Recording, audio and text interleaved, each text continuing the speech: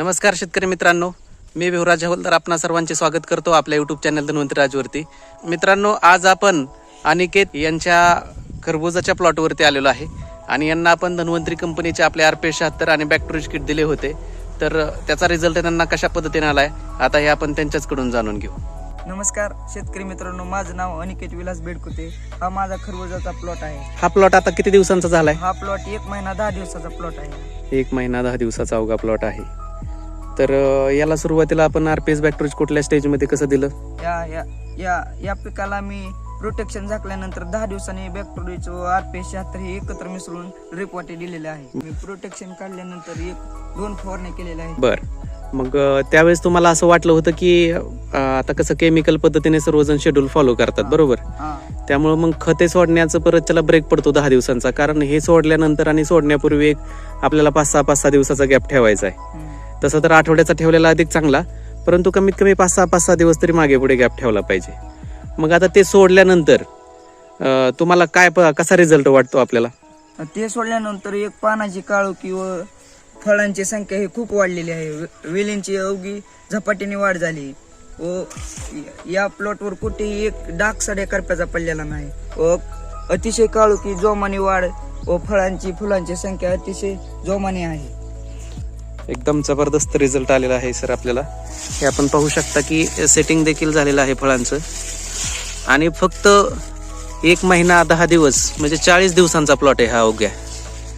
फक्त 40 दिवसामध्ये असा जबरदस्त रिझल्ट आलेला आहे, हे तुम्ही पाहू शकता की सर्वत्र तुम्हाला हा प्रकार बघायला भेटेल.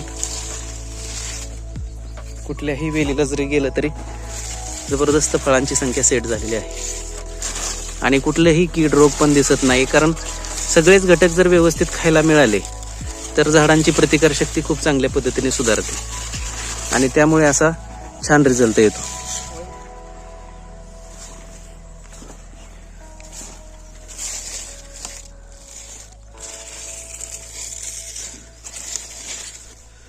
आता तुमचा अजून एक प्लॉट हार्वेस्ट व्हायला आलाय.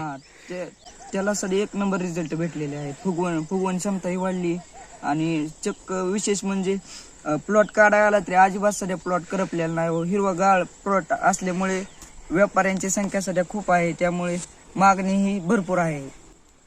ग्रेट, खूपच छान रिझल्ट आलेला आहे एकंदरीत.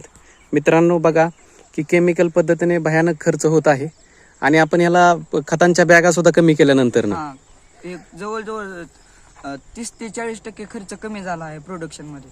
म्हणजे काय होतं बघा की नॉर्मली आपण जे 4-4, 8-8 दिवसाला सारखी खतं सोडतो हेवी डोसने, तर त्याची संख्या देखील कमी लागून जाते. आणि आज वॉटर सोल्युबलच्या बॅगा काय स्वस्त नाहीत, म्हणजे 05234 झालं, 027 झालं, 4-5-6 हजार अशा किमती आहेत बॅगांच्या.